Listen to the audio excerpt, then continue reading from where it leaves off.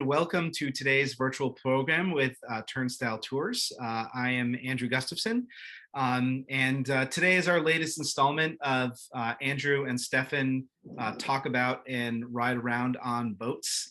So that's what we're going to be doing this afternoon. I am at home, obviously. Stefan is going to be joining us from the NYC Ferry in just a couple of minutes. And so just to mention, again, I see some new names on here, which is great, joining us. If you're new to us, we encourage you to ask questions. And so we do that through the chat. So please drop them in there throughout the program, and we'll do our best to answer them. Also, after the program, you can always find all of the resources that we mentioned on our webpage. So the same webpage that you signed up for the program at turnstiletours.com, you can go and find all those resources. So we'll drop some of those links in the chat, but you can also go and find them on our website. Stefan has a boat to catch, so I want to check in with Stefan before we dive into the program and before he gets on board the boat. How's it going? It's going well. How are you? I'm well. So tell us where you. Well, I'm at Hudson Yards, as you can see from this side, and across from Hudson Yards in the Javits Center, right at the north end of the High Line, we have Pier 76. And Pier 76 was the freight pier for the United States lines. And behind me, you see a relic of the United States lines, not one of its freighters, but it's the queen of its fleet, the SS United States, the fastest, greatest, arguably greatest ocean liner ever built. And this is one of its 4 propellers sitting here on this pier, which was until not that long ago a tow pound. And some folks may remember this. Hopefully, folks don't remember the tow pound and having to go there to get their cars. But some folks may remember that this propeller used to be over at the Intrepid, and they moved it over here as part of the renovation of Pier 76. I want to share a picture of the United States lines, SS United States, which is now in Philadelphia. And there have been long-running efforts to try and preserve it, turn it into something useful, and maybe part of those plans involve bringing it to New York. And I'll head over to the ferry now and leave you to give some context on this place. Great, yeah, we don't want you to miss your boat.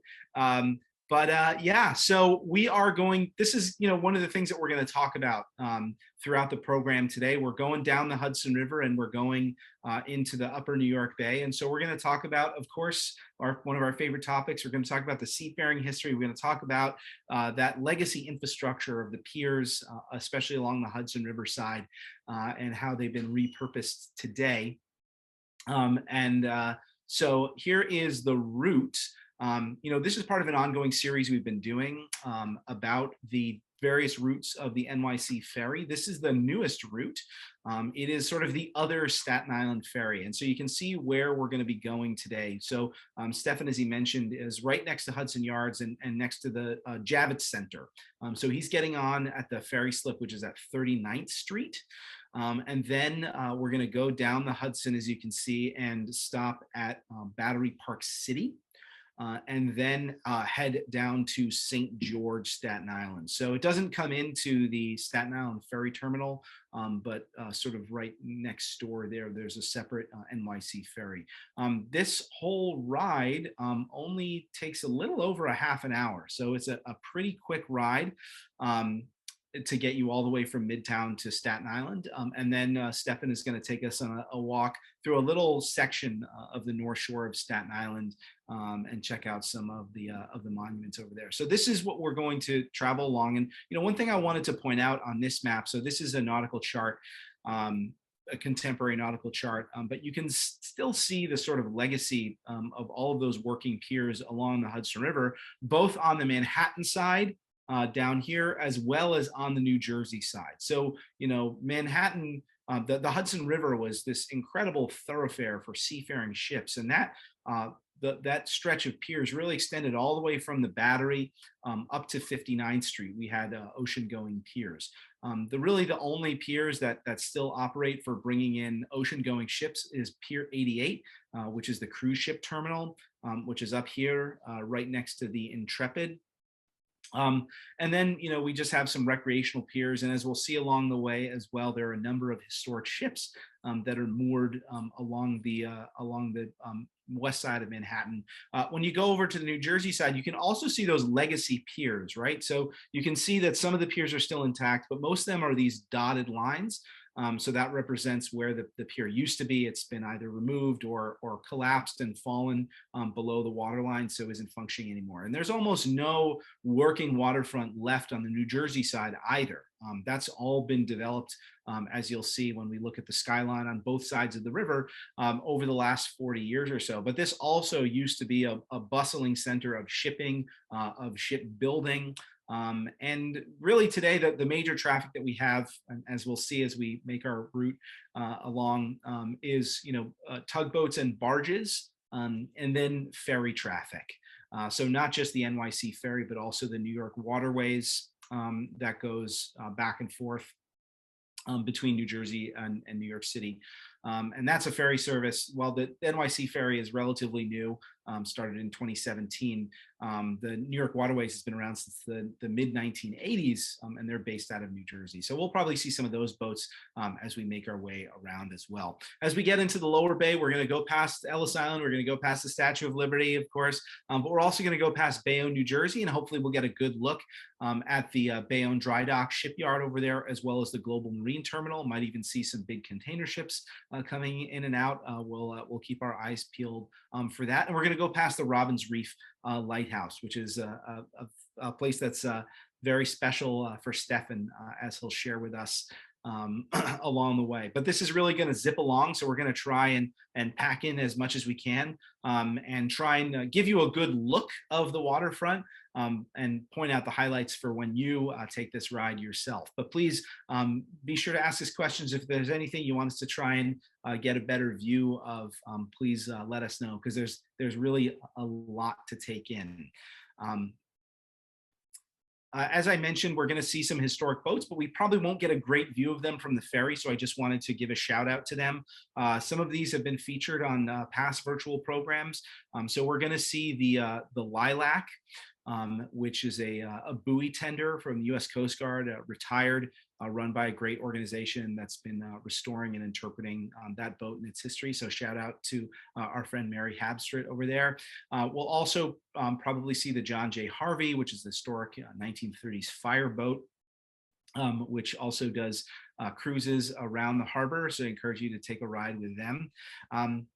The Frying Pan, which is not just one historic boat, but a whole collection of historic vessels over there, and the restaurant on the pier. But the Frying Pan itself is obviously a light ship, but there's also a really cool vessel over there, which is when you go out towards the end of the pier, you're actually not standing on a pier, you're standing on a car float. So there's railroad tracks underneath your feet. So it was for barging rail cars back and forth across the Hudson and around the New York Harbor. And then we have the Grand Banks, which is a restaurant, but it's a historic fishing boat as well. So keep your eyes peeled for those. We won't probably have time to talk about all of them, but I wanted to give a shout out to all the wonderful historic vessels. And then, of course, if you go around the tip of Lower Manhattan, you have all the boats over at the South Street Seaport. So we have lots of great virtual programs about a lot of these historic vessels. So Stefan should be boarding momentarily and making his way out of the Javits Center. Stefan, how are you? Have you pulled out yet? Not quite yet. I am on board, but we're not yet pulled out. You mentioned New York Waterways. I can't see on my screen if you've got what I'm looking at, but let's see if I can turn my camera around. There we go. Great. Yeah, New York Waterways. Here we are. Yeah, so this is, if folks haven't been there, even though the NYC Ferry is relatively new to this spot, this has been a hub for ferry traffic for a while here at the Javits Center. And of course, we're not just at the Javits Center, we're directly over the Lincoln Tunnel, this ferry terminal built around an air vent for the Lincoln Tunnel. And a lot of what we're going to see today, as you've mentioned before, is a territory that was the most congested section of the harbor for a long time because this whole stretch of the river had had terminals on either side for freight and also for ferries for every railroad. Since the only railroad that had until about 1910, the only railroad that got you directly into Manhattan was the New York Central, and all the others you had to transfer via ferry from a terminal in New Jersey. Yeah, so there were no, today we have tubes for both cars and trains that go underneath the Hudson River, at least for passenger trains. So you're saying before any of those tubes were built, you had to, your trip ended in New Jersey, unfortunately. That's correct. And even quite a while after that, I think the last ferry for the Erie Lackawanna ferry ceased operations in the late 60s or early 70s. In fact, it gets a shout out in the musical Hair. So that's we'll get a look at their terminal a little bit later on. Directly behind us, as we're pulling out here, there's a green area right at the Palisades. You may recognize that if you've taken the Lincoln Tunnel a lot. And that area, which is now kind of parkland, was the freight yards for the Erie Railroad. But not really much evidence of that today, except that it's a sort of newly developed area. I wanted to mention something, Stefan, since you're pulling out of Pier 78, which is that this was also where you'd bring in by barge or by ferry, not just people, but also animals. That's right. Yeah, this is a major livestock pier. So here we can see this photo from 1938 showing sheep being offloaded at the Pennsylvania Railroad Pier 78. A little trick, if folks aren't aware, for the piers north of Houston Street, to know which street it's parallel to, just add 40, right? So if this is 38th Street, it's Pier 78. And Pier 40 is right at Houston Street. All right, so let's go back to your picture here, Stefan. Yeah, so we got a little look at Pier 76. You can just make out that huge propeller and the wind picking up here as we. Yeah, we're getting a little shaky here. That's okay. Yeah, and so you can see Pier 76 is sort of incomplete, right? It's going to be part of the Hudson River Greenway Park, but they're still doing some work on it. It's kind of great. It's I mean they've made way for the bollards, so you can moor there easily. But they also have a big space that they're using for events right now. I understand the structure of the pier needs a significant rebuild, so more will happen as we pass Hudson Yards and the infamous vessel, the copper-colored. A vessel-shaped sort of honeycomb-looking thing at the bottom in the gap between the buildings there. Also known, I like to call it the shawarma. Yes, the shawarma. It sort of looks like a cone of meat. Our friend Mark was also interviewed on WNYC when it opened as sort of a man on the street, and he referred to it as the billionaire's jockstrap. So another. We got it's coming fast and furious here with Lehigh Steroid building and all those historic vessels you talked about coming up here on the right. Yeah, let's so I love, we get a great shot right there, right in the middle of the frame. You can see that building that sort of has a lower front and stepped up in the back with those wraparound windows. One of my favorite buildings in New York City, the Steroid Lehigh building, which was that's also it's a railroad building. It was built on top of a rail yard, right? That's right. That's right. That's the Lehigh Valley Railroad at that. And so, trains could come in and out of the bottom part of the building. And then for the upper part, we'll show you a little picture here. They actually had elevators inside that could move trucks up to the upper levels. So you can see that diagram here on the right. And then in the top left, you can see that street level railroad. So there's a lot of railroading history on the west side, and people have probably seen, visited the most famous piece of railroad infrastructure there, which is the High Line, which is tucked away behind what we're looking at right here.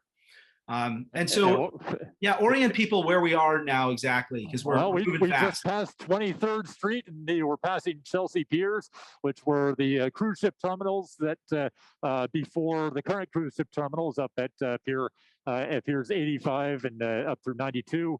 And of course, this is famously event space and the driving range. But this is we're looking at the piers where the White Star Line came in, and this is where the Titanic was supposed to come in, and we're already down to the Pier 57 and to Little Island. Yeah, if you may have noticed, if you look to the left a little bit, you may have noticed that building that sort of looks like an iceberg. That right there is the home of Barry Diller's companies, and Barry Diller is the person who was the sort of money and the vision behind Little Island right there. It's the sort of the newest park in New York City. But next to it, just up the river, if we could turn back a little bit and see Pier 57, that big, beautiful green pier right there, much of that is now open to the public again. So that was known as the Super Pier when it was constructed. And Pier 57 is soon going to have a food hall on the first floor, which is being curated by the James Beard Foundation. But the very upper deck of it is beautiful sort of public space. So you can go up there and get wonderful views. If you don't want to wait in line to go to Little Island, you can go up to the roof of Pier 57 and look down into Little Island. So yeah. And here we can see some of really the product, the children of the High Line there. So right in the center, you can see that building that sort of looks like two halves of a book. That's the Standard Hotel. And then to the right of it, that sort of light gray colored building is the new Whitney Museum. You know, both of those really built in the wake of the huge real estate boom and of the High Line that's drawn in every starchitect in the world to build a building along that corridor. And we are just screaming down here all the way to Pier 40. So we've your little trick about adding 40 is about to be useless here in a moment. But Pier 40, you mentioned that there were truck elevators in Lehigh, Steroid, and a lot of what we see from the shipping and railroad infrastructure dates to a period where shipping and railroads were trying to deal with the advent of vehicles and cars and trucks. And that's what we're looking at here. I believe they turned 5 piers into one, built for the Holland America line when they built this in the late 50s. And what you see here is 3 levels, the bottom level for trucks to bring freight to the ships that came into this pier, the second level for cars delivering passengers to ocean liners, and then top level, as it is today, for parking for those cars. Yeah, and so now inside we have the sports field, so you play soccer there, and then another tenant in Pier 40 is the River Project, which does environmental education stuff. I guess they're on the south side of the pier. That's right. Yeah, I think they're under the T, and I want to thank you. And over by the N is the Village Community Boathouse, and a great organization that's been getting people out rowing around New York and Whitehalls for quite a long time. So I'm pretty sure this is record time going from the Holland Tunnel entrance, or from the Lincoln Tunnel entrance to the Holland Tunnel entrance. That was very fast. Very fast. That was like 8 minutes or something. So as we always say, that the NYC Ferry is the best way to travel, but you also get these incredible views right here. Since you mentioned the kind of reconstruction of Pier 40, I wanted to show folks an image of what Pier 40 used to look like. And sort of the evolution of the piers over time. So this is from 1888. So obviously, as ships got bigger, piers needed to get bigger as well to accommodate, railroad and trucks, but also just bigger ships. And so some of the piers that have survived that we've looked at are from sort of this later era, right, Stefan, for bringing in much larger ships? That's right. Yeah, there's not much from the early eras. It kind of got erased as we adjusted to new technologies. And one thing that got erased, if we go back, since I know we zipped right past this, but we should talk about it, since we're going to talk about fill in a minute when we get to Battery Park City. But we wanted to share an example of unfill that happened, a rare case in which Manhattan Island got smaller instead of getting bigger.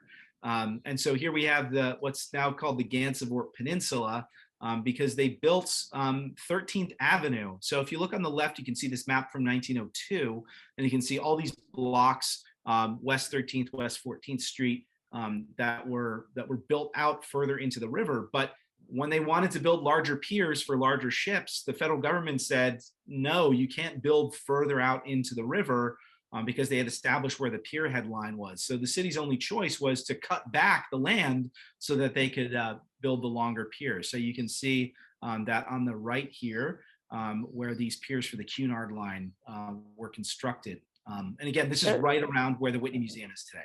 And they notably did that twice. The case we're talking about was a matter of, oops, we didn't mean that, after they put landfill and then took it out again. But even more notable, at what's the current cruise ship terminal up in the Piers 85 and 90 and 92, that area, they didn't take out landfill. They took out original Manhattan schist.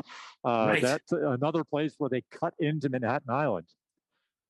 For Yeah. longer ships. I guess that the feds were real sticklers for how that pier headline. Yeah, no, that's a big story here.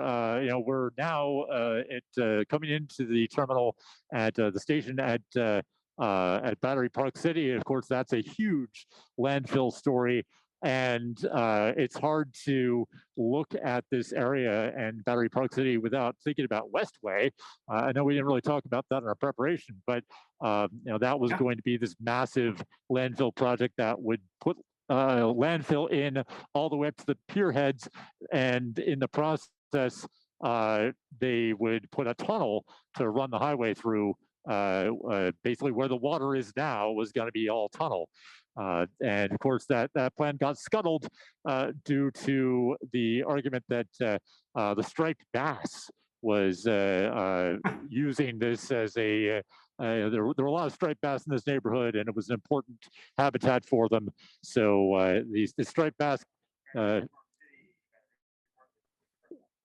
ended the Westway. Yeah, that sort of has echoes of what was happening recently with the fight over Little Island. That there was opposition to the construction of that park over environmental concerns. It was later revealed that it was sort of another real estate developer was bankrolling those lawsuits, and there was maybe a little personal feuding that was involved in that. But yeah, and of course, Westway was conceived in the wake of the elevated West Side Highway just collapsing, and a truck falling through it. So yeah, it's been a very complicated history of the West Side since really the shipping industry started to decline, and it was thrown into question, what is the purpose of all of this waterfront infrastructure if we're not going to have big ocean-going ships coming in here anymore? And Stefan, I wanted to show this picture. We have this beautiful view from 1932, sort of the heyday of the Hudson River, showing that exact pier head line. You can see it very clearly running from the Battery all the way up to 59th Street. And here I am down there at those piers that don't exist anymore. Yep, you can see them right down here. This is now Battery Park City, and we have a picture that shows what it looked like in its very early days, before any of the housing or the what's now called Brookfield Place, the World Financial Center, were constructed on top of that. And of course, the buildings that are right next to it also had a lot to do with the construction of this new neighborhood in the World Trade Center, because much of that fill came from the excavation of the World Trade Center site. In that 1932 photo, you should be able to see the vent for the Holland Tunnel that we just passed. Let's see. I'm trying to make it out here. Oh, is this it? This might be it right here.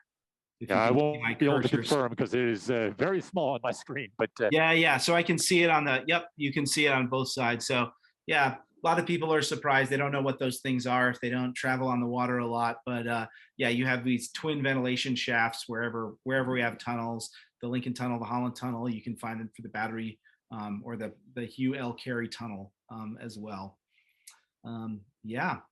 And right now I've got a great view of one of my favorite memorials in the city, the Irish Potato Famine Memorial. Oh, yeah. As we're pulling out, as you look through the trees, you can see some stone wall high up in the air. And yeah, I love that memorial. It's supposed to, evoke, the so many abandoned cottages and entire communities that were abandoned during the famine, as people either died or left to come to America. So it's and of course, a lot of them, when they came to America, a lot of those Irishmen became longshoremen. And right. particularly the village, with its proximity to all these piers, was a community of longshoremen for quite a long time. And one of the landmarks that we wanted to talk about, but we were a little too far away from it, was the Jane Hotel. Yes. You had mentioned, Stefan. Yeah, I got to go in there recently. I sort of always assumed it was, I knew the building was historic, but I thought they'd kind of totally gutted the interior. Turns out the Jane Hotel is very much today, or feels very much today, as it did when it was a home for sailors, a hotel for sailors. It is very spare inside, rooms that feel like you could be on a train, and bathrooms are down the hall, and there's a shower closet, and there's a toilet closet, and a communal sink, and it's like $100 a night, which is pretty great, all things considered. Now, Stefan, some people may not know that you're, very involved with the Seamen's Church Institute, and you work at the archives at Queens College. But this also is an organization that the hotel itself was founded by a sailors' aid organization, right? That's right, the American Seamen's Friend. And in fact, this hotel housed the crew from the Titanic that were rescued by and brought in to about where Little Island is today. So the Seamen's Church Institute, and of course, hotel around the corner from here at 25 South Street, but that building is long gone. It's now there's the Green Acre. I just wanted to point this out to folks, this image, because this is the old, all that's left of Pier 55. And Little Island sort of sits in its shadow, but that would have been the pier right there for that. And I'm going to move out to the other side of the boat, get into the wind. But all the stuff to see is on this side. So let me know. All right, maybe we won't make you talk so much, but. And not make you try and shout over the wind, but we can. I can try and narrate for what we're seeing as we head along here. All right, so Stefan has left the Hudson River, and now we're into the upper New York Bay. So we are looking now not at any part of the Manhattan skyline. We're looking at the Jersey City skyline there. So there you can see the Goldman Sachs building right in the center in the front. What would have been there was the Colgate Palmolive factory. So one of the landmarks that you can see along the waterfront there is the old Colgate clock that's still there. But as you head out of Jersey City, you enter a very much more working waterfront stretch as you go behind Ellis Island and behind the Statue of Liberty that we're going to take a look at as we head further south. So there we can just make out Ellis Island and the statue. We have to remember that this is a commuter ferry. This is not a sightseeing cruise. So they're not going to slow down for photo ops as we go past the monuments in the harbor.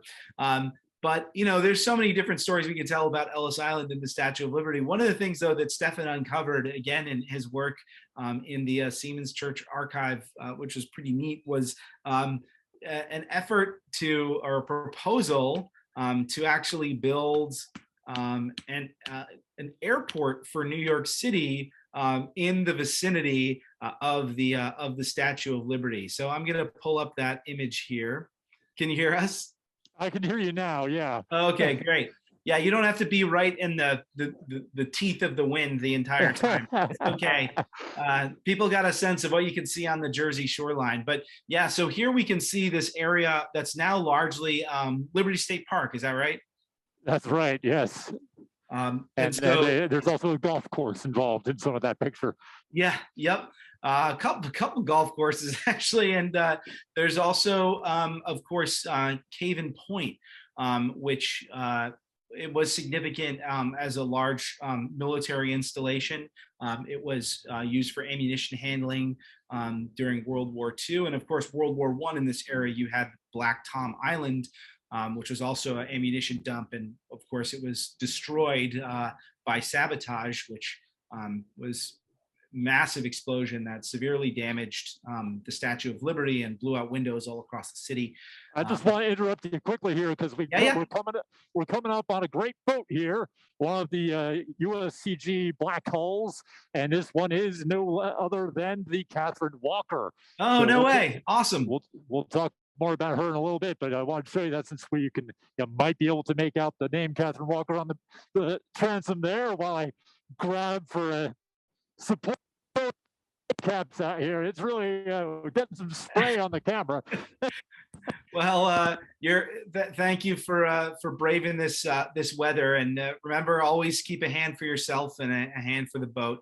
But yeah, so this boat that we're seeing right here is part of the regular detachment. Oh, yep. Look at this. They're out working. You can see a couple of buoys ready for deployment here. Awesome. So we mentioned before the lilac, right? And so that this is a similar serves a similar purpose, but a modern version of a buoy tender. And this is one of the many black hulled boats of the Coast Guard that you find in New York Harbor. So if a ship has a black hull, it's used for navigation. If it's a white hull, it's law enforcement, sort of border patrol kind of mission for the Coast Guard. And so we have a number of these black hull ships that are doing buoy tending, number one. And the other major thing that we have, major mission for the Coast Guard in New York Harbor, is ice breaking. And so the main one is the Coast Guard cutter Sturgeon Bay, which makes sure that the ice is clear, not so much in the upper bay or the lower Hudson River, but really further up the Hudson River as far up as Albany, to make sure that ships can navigate it, especially tugs and barges carrying home heating oil. So that's one of the major cargoes that's carried in the wintertime, and we need to keep the Hudson River open for navigation. Wow, you can really see the bow wake on that ship. Yeah, we've got some whitecaps out here. We've slowed down considerably, which I'm grateful for, and I believe it's because of this boat ahead of us, which kind of connects to our intermodal conversation. So we have here a tug. It looks like possibly a Buchanan tug pushing a Department of Sanitation barge with a bunch of containerized containers of refuse, whether it's garbage or recycling. I can't quite tell from here at this angle, but heading off to a train in New Jersey. And then for the disposal in the inland United States, out of the archipelago. And so we're in one of the really active parts of the harbor here. This is called the Anchorage Channel, right? So we have a lot of barges that are either moored here or moving through here all the time, right? That's correct. And a lot of them are petrochemical barges. We have a couple coming up very close over here, just moored, hanging out, waiting to either this one looks like it's riding high and looking to get refilled. We also have a lot of stone scows behind this petrochemical barge up ahead of us, the Vinnick Brothers Towing. You can see some much lower barges. Those have gravel, and that gravel is going to, much of it going into making concrete for new buildings and roads. Yeah, and we can just make out in the far distance there those cranes sticking up. So I think we're looking at the Greenville Yard. That's right. Yeah, sort of dead ahead right there. So that's in Jersey City, right at the border of Jersey City and Bayonne. So that's a major staging area for construction barges and cranes. And then you can see that sort of larger mass. It's hard to distinguish it. Yeah, the light's pretty rough on us right now. What's that? the light is pretty rough at this angle. Yeah. On the other hand, we were talking the other day, we weren't sure how the show would go because all last week it was solid fog down here, even at this time of day, Yeah. with Yeah. the cold water and the warm air. Yeah. Stefan and I were down at the Waterfront Museum on Saturday, and yeah, there was just this like thick layer of fog just right above the water. You couldn't see anything. Oh, that's a great view there, Stefan, of that. How about that? Access. Little deckhand action on the port side here. You can make out the orange safety vest and life vest there. Yeah. Yeah, and so as I was saying, behind it, that sort of little rise in the land, you can see some things poking out of it. That is the Global Marine Terminal in Bayonne. So that's a container port. We get, you know, some of the biggest container ships that come into New York Harbor, they come in there. And then to the left of it, we have the old military ocean terminal, Bayonne, where there's a shipyard, as well as a cruise ship terminal over there. So we might get a better look at that as we come across here. But we're sort of, there's between where we are and where those facilities are, there's a big flat, right? So the water here is not very deep. So we have a channel here, and then there's a flat where sort of those barges are parked, and then there's another channel that the ships have to take to get in closer to land over there in Bayonne. Of course, these flats were very productive for oysters in the up until the late 19th century. This was a huge oystering ground. Yeah, and I'm just going to pull up the map so we can show the so the Jersey Flats, so people know exactly where we are and what we're talking about. So yeah, you can see we're just coming past right about here, and you can see the Jersey Flats right there, and the channels that run closer into the water. So you can see the numbers here. The water there is 9 feet, 10 feet. Over here it gets down to 4 feet, 6 feet. So you got to make sure you stay in the channel. And we're going to come upon in just a second another important a reef, a very treacherous reef. We're going to come up. Just briefly, I'll show you over here. We've got one of the newest Staten Island Ferry coming toward us. Oh, cool. You can tell it by that large hole in its port side near the bow. That's housing for a lifeboat. But then over here, so is that the Michael Ellis? That is the Michael Ellis. I believe it's. I'm pretty sure about that. I don't believe any of the others, the Dorothy Day or the Sandy Ground, have come online. But double check marine traffic and let me know.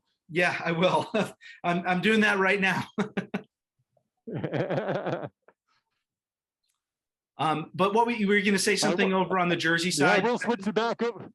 Yeah, over on the Jersey side, there is Robbins Reef Lighthouse, which was famously manned by Catherine Walker, the namesake of the boat we looked at a little while back, and for about 30 years. So this lighthouse is now owned by the Noble Maritime Collection. They're restoring it. It's still functional. Every 6 seconds, the green light up in the lantern goes off when it's dark. Desperately needs a new paint job. They're working hard on that. And I've been helping out with that as well. So great project and iconic structure. We got a picture that you took of it because you're out there on the regular helping with that. So this is what we call a fire plug lighthouse, right? So that's right. So these are kind of like mass manufactured and brought out there as sort of a series of steel pieces that could be assembled. Yeah, I also just wanted to mention, so this is the Bayonne dry dock that we could see sort of behind the Robbins Reef Lighthouse. And so there is a shipyard there, and they regularly repair ships for Military Sea Lift Command. So that's what you see here. But yeah, let's as we pull in, let's talk a little bit about the famous lady of the lighthouse, Catherine Walker. It was not the most uncommon situation to have a woman looking after a lighthouse. Frequently, their hiring process was they were married to a lighthouse keeper and he died. The speculation is that Catherine Walker's husband died of the Russian flu, which was another coronavirus of the late 1880s, early 1890s. And as he was taken away from the lighthouse and put into a boat, never to return, he, though he didn't know it for sure at the time, his last words to his wife were, "Mind the light, Kate," which she did for the next 30 years, saving upwards of 50 people, pulling them out of the water, and a dog. And raising her kids there. Famously, she rode her kids to school every day, and although it's technically in New Jersey, ROWED road. Yes, yes, yeah, she in a boat rode. So although the lighthouse is technically in New Jersey, she rode them to school in Staten Island. And here we are coming into Staten Island, St. George. You can see the Empire Outlets on the left, the terminal directly ahead of us with the Staten Island Ferry terminal over to the left, the old SI Newhouse Ferry. And we're going to take a look at some monuments in Staten Island when we get off the ferry, but at some point in the near future, hopefully one of those monuments will be of Kate Walker. That's right. Yeah, the program launched a few years ago. I believe it's called She Built New York, and there's several statues planned for that program, including Shirley Chisholm is going to be over at, if she's not already, over at Prospect Park, and Kate Walker will be here at the NYC Ferry Dock here in St. George. Yeah, the design for the Shirley Chisholm monument has already been approved, and it's very much underway. That's going to be over on Parkside Avenue in the southeast corner of the park, or just outside the park. But I haven't. I could be wrong, but I haven't seen any designs for the Kate Walker statue, so I don't really know what the status is of that yet. But we shall see. So yeah, here you are, right next to the Staten Island Ferry. So make sure you get off. Yeah, I'll go off camera for a moment. So I will. I wanted to show some of the pictures, some more pictures of the Robbins Reef Lighthouse, and just give a shout out to Stefan, because he's an important part of the team over there with the Noble Maritime Collection in maintaining it. So here you can see inside. I've not had the opportunity to go over there, but they have to go over there regularly for maintenance. As Stefan mentioned, they're no longer occupied full time as they would have been. Now they are fully automated, and so there's Stefan himself inside doing some cleanup work. Stefan also has the task of going up onto the roof and painting the top of it, as he's the person who can reach up there. So big round of applause for Stefan for his hard work and volunteering with the Noble Maritime Collection. So that's great. Yeah, so we're going to talk a little bit about some of the things that are along the North Shore. Actually, NYC Ferry just put out a little guide to the things that you can do and see on the St. George Ferry route. So obviously one of them, it's a little bit of a walk, or you can take a bus ride down to Snug Harbor, which is a collection of cultural institutions, among them the Noble Maritime Collection, but also the Staten Island Museum and the Chinese Scholars Garden. So great institutions. So we want to give them a shout out. So this is another reason to head out there. So I see you're coming down the gang. That's right. And it sounds like there's some activity happening at the baseball stadium, which was kind of defunct for a little while, but after being built for and occupied by a single A farm team for the Yankees, the Cy Yanks, it's now an independent league team, the Ferry Hawks, and it looks like there's some action happening at with the Ferry Hawks. Howie is not joining us today, but I'm sure he'll watch the recording, and so I want to give a shout out to him because he was a long time season ticket holder for the Staten Island Yankees. But yeah, I'm looking forward to go to a Ferry Hawks game. But one of the things I love the most about Richmond County Stadium is that it overlooks the Kilvan Cull, as you see right here. And so you get these big container ships like going right past the outfield fence. It's an awesome view from there. And this is a neighborhood where I've lived at various times. And, this is such a great resource for the neighborhood. You see all kinds of wildlife down here on the shore in the riprap. And And you can see up the hill the tall apartment buildings, the castles and towers, and just behind the tower on the left, you can see a little bit of a castle-like structure, which is Curtis High School, one of those beautiful early 20th century high schools that are sprinkled around the city, and a real icon of Staten Island. And we're coming up here to an area that, well, it's got kind of a mixed story. This is a space that should be or was supposed to be filled with a Ferris wheel. We're coming up to the planned site for the New York Wheel, which is. And before we get to the wheel, Stefan, I just wanted to mention that you're basically also walking along an old railroad corridor here as well. Yeah, very important. Yeah, this is the old B&O railroad yards, which were brought in by Erastus Wyman, who did a lot to develop this neck of the woods before he went down in infamy with some financial bad decisions that he made. Yeah. Shenanigans. Yeah, that's exactly the word I'm looking for. So you're talking before about how if you were taking the Pennsylvania Railroad or some of the other railroad lines that were coming from the west, that they would terminate in New Jersey. This was a rail line that would terminate. Your trip would end in St. George, and then you would take a ferry to bring you into Manhattan if you were coming from Baltimore, coming basically from the southwest. Yes, although they did also have rail yards closer to Manhattan as well. Yeah, that was. Yeah, so we have. Yeah, go ahead.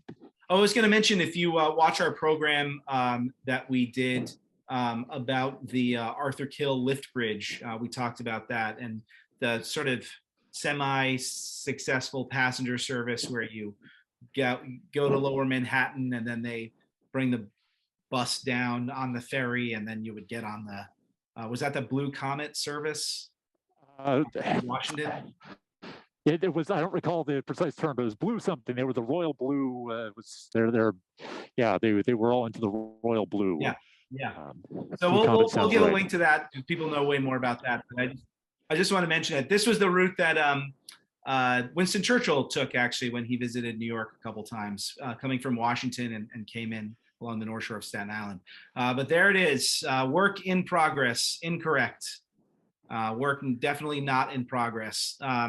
So yeah, you can see there. Yeah, there we go. We get it to focus on the distance. But yep, you can see right there the footings of the New York Wheel. So the footings were laid down in Staten Island. The components for the wheel itself, which were fabricated in Europe, were delivered to the South Brooklyn Marine Terminal, and we watched them sit there for a couple of years and then watched them be cut apart for scrap once the project was fully dead. This place is, it's hope springs eternal out here. We do have this parking garage that's been here, derelict for quite a while, but there are further plans afoot. The trees in front of us between here and the castles and towers, those have been there longer than I've been alive. I remember them from my childhood, and there are plans that seem to be moving forward to turn that hillside of trees into housing. A couple of big towers. A lot of people in the neighborhood have mixed to negative feelings about it, particularly people whose views will be disrupted. But certainly, we definitely need more housing in the city, and we'll see if that helps. But I also want to take you. I was going to say, and there's been a lot of housing development sort of in the other direction that you're facing now, right? That's correct, yeah, and more to come along the waterfront, to which we talked about in a program in the fall, looking at Bay Street and the waterfront on the northeast shore, and further. We finally have a grocery store in St. George, so we're making progress slowly.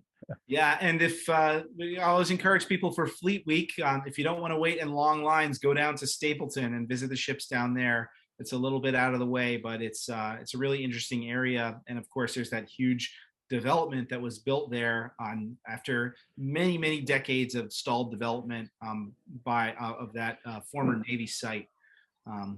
So yeah, But yeah, so tell us this plaza that you're in right now, because Yeah, well, a lot of defining quality of life in Staten Island is about taking the ferry. We have these relationships with people we never speak to, but we're all in this boat together. We're all commuting to Manhattan, and we spend 20 minutes a day approaching this view of the buildings rising up, and of course the buildings were crowned, particularly when I was a kid, and for quite a while there by the World Trade Center. And so 9/11 kind of had special meaning for folks here. And this is the 9/11 memorial here in Staten Island. And I'm not big into memorials myself, and I've sort of always 9/11 is a tough thing to sort of deal with, but. This one has always kind of captured my attention. Really, been a favorite of mine. As I recall, the structure of the memorial refers to was inspired by all the office paper that got blown out of the towers. And, the notion of letters flying home and being blown across the harbor. And so that's where the shape derives from. And of course, it's centered right on the spot where the World Trade Center was. It also happens to be nearly centered on the Robbins Reef Lighthouse you can make out there in the sun. yeah. And And of course, the official name for this design is postcards. yeah. As we go inside, you'll see more about why. So this was designed by the architect Masayuki Sono. As we come in here, we see profiles, specific individual profiles, and the names of people and their birth dates. And we have office workers and a lot of firefighters. Of course, a lot of firefighters live in Staten Island.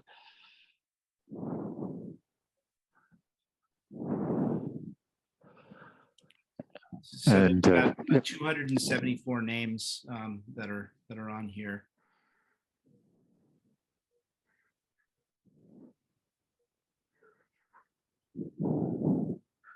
So I recall there's a notion of these faces working like stamps, where you put a face on an envelope.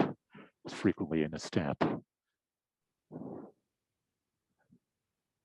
So and it gets all lit up at night, and it's quite a few people come down here on 9/11, and you have the memorial and lights shining up from the memorial basins, and they've added some pieces to it more recent years with the marble here.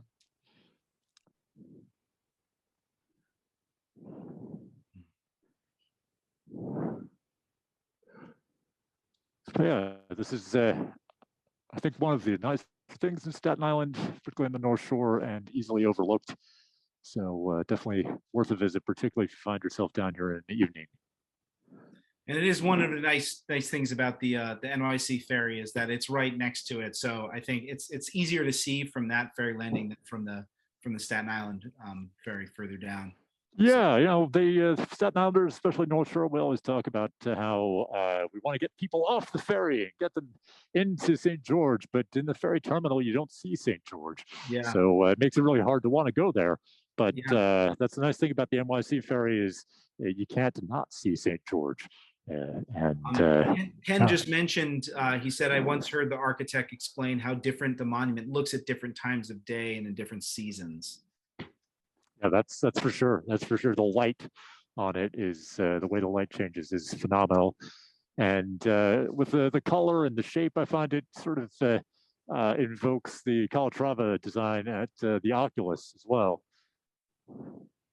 Yeah, this didn't cost $3 billion though. No, I don't know what the price is, but I would be surprised to discover it was not anywhere near that much.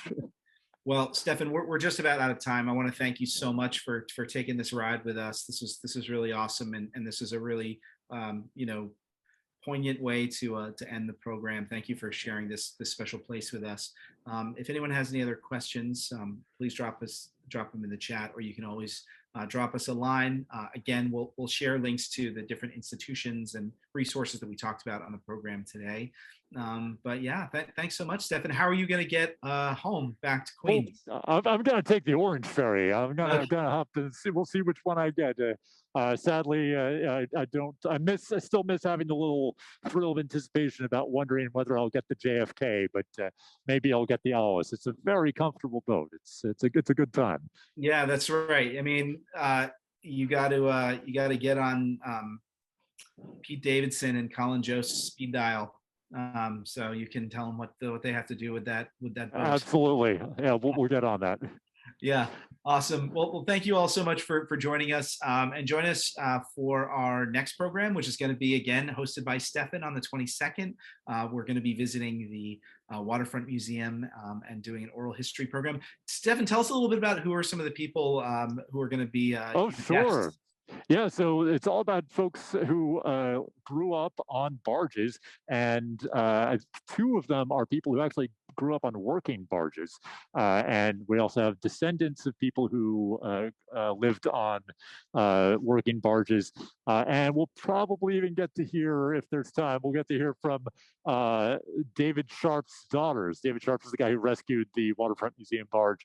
And so his kids grew up there and have a really special perspective on the barge, and a really unique story of growing up in New York City with their closest neighbors. Their downstairs neighbors were fish, as they told their elementary school teachers. Awesome. Yeah, and then join us on the 25th, where we'll give you a deep dive into Fleet Week and the visiting ships and units. And then stay tuned for more programs we're going to be doing in June. And please, if you're able to, come down to Transmitter Brewing on May 26th and join us for our little anniversary party. So thank you all so much. Have a great day, and we will see you on Sunday. Thanks, Stefan.